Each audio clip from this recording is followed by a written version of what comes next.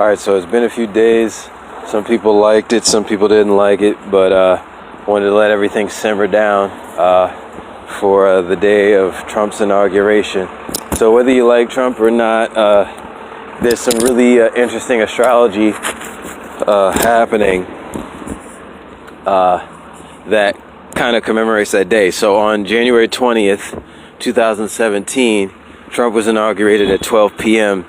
Eastern Standard Time. So I'm going off of that. So first off, the one of the big signs that showed this was a day of illusion and deception was that Pisces is in the first house.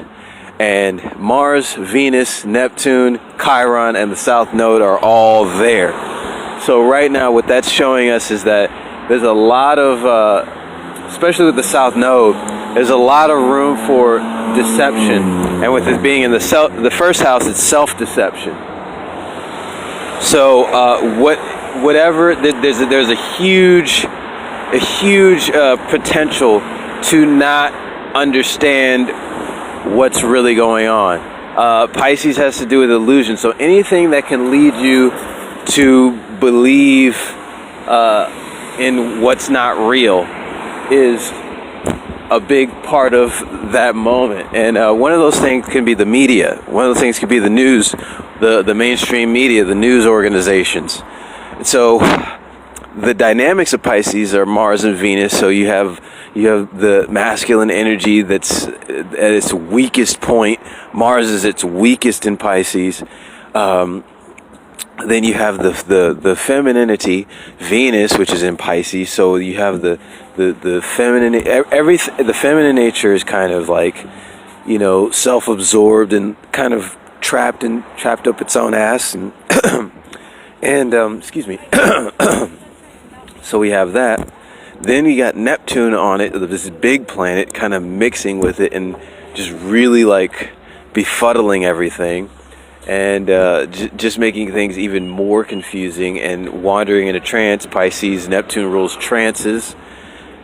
And then we have Chiron in the North Node, or the South Node. And the South Node is the devolution, things that send humans backward in the evolution of, what many like to call the soul. But the soul never changes. It's the ego that changes. It's the consciousness that expands from the perspective of the ego. So what we have here is because this self-deception is this giving into, and deception only happens when you're in fear. Pisces is the sign of love or fear. There's no huge battle, it's just love or fear. You're going to love unconditionally and see everything as one, or you're going to be fearful and separate everything. So so we have that dynamic. We have this kind of idea that this moment could be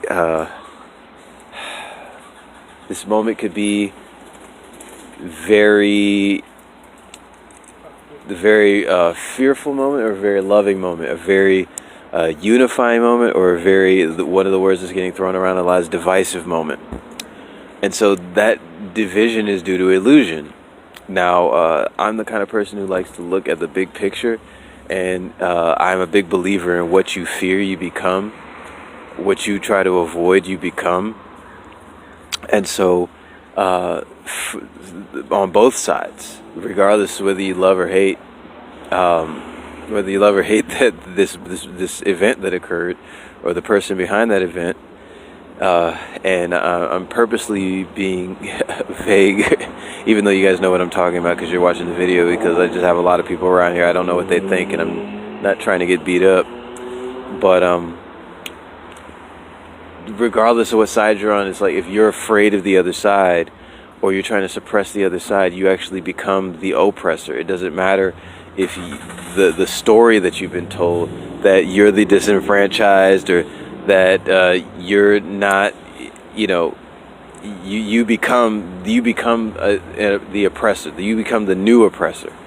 So the only saving grace with the first house is the Chiron. It's like Heal your perception. Heal the idea that everything is separate. It's like, just because you fear something doesn't mean that person or being or idea is separate from you. It's absolutely unified with you.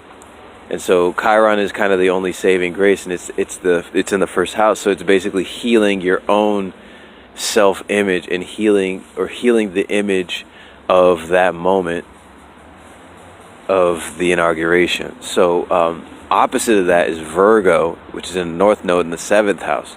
North Node has to do with evolution, the thing that won't come most naturally, but if you embody it, it will benefit your life greatly. And so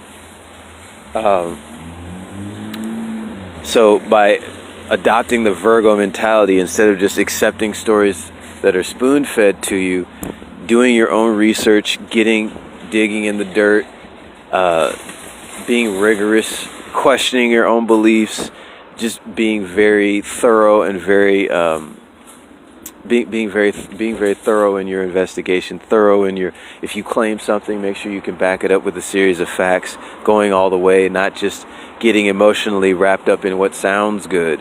It's like really putting it to the test, becoming a cold scientist with every piece of information you come across. Now, what we have here is we have Neptune opposite Mercury, and we have self versus other. First house is self, 7th house is other. So the more evolutionary path that we need to be taking is truly thinking of the other. Pisces can make you, in the first house with South Node, can make you think that you're thinking about everyone else, because Pisces is a very open sign. But really with Pisces in the first house, there's a high degree of self-absorption in false ideologies, in illusory stories, and getting caught up in a certain sense of self-importance in those stories when it's complete bullshit. Whereas North Node in the 7th house can have to do with, the more informed you are, the better you can connect with others, or other people will come to you and help inform you, and it may not be something that you may feel personally attacked by that, because the Pisces is, meaning regarding that moment, and when I say you, I don't mean anyone specifically, I just mean impersonally. Pisces in the first house is how that moment was defined, how everyone may have identified with that moment. And so with the Virgo coming in, which is the researcher, the scientist, the hard worker, the nitpicker, the one that wants things to be perfect and pure, you'll have other people coming to you and bringing things to you that where that moment where you feel identified with this, maybe some illusory reality, some illusory understanding of yourself and of the world, and of that moment. What you'll see is that you may feel personally attacked by that.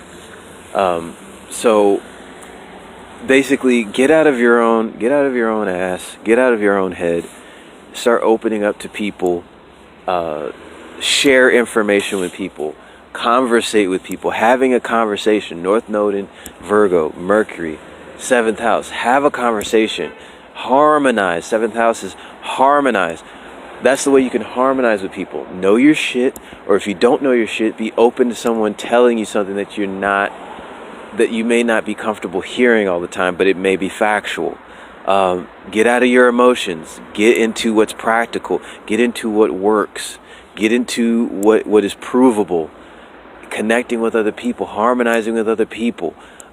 This is the way to actually create unity, instead of it just being an upswing of emotion. Check every thought you have. Check thoughts that other people have. Check your claims. Check other people's claims.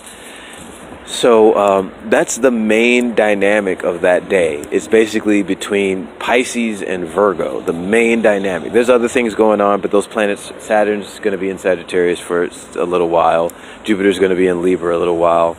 But we can talk about how those particular planets affect Trump, like Jupiter and Saturn directly affect Trump. Saturn's opposite his sun, so his personal ego is going to feel like it's going through the ringer sometimes, but it's on his moon, so his personal comforts, he'll feel like he needs to restrict a lot of his personal comforts, and Sagittarius does not like that. So he's going to try to still get away with, a slice of chocolate cake at 2 o'clock in the morning or something, that kind of analogy. And then we have the Jupiter, which is actually trine his sun in 22 degrees. So that day was, even though he knows he's dealing with a lot of difficulty, Jupiter's also supporting him. So, he didn't feel like causing a lot of trouble, Libra. So, Libra was, I believe it's in the 8th house. It could still be in the 7th house.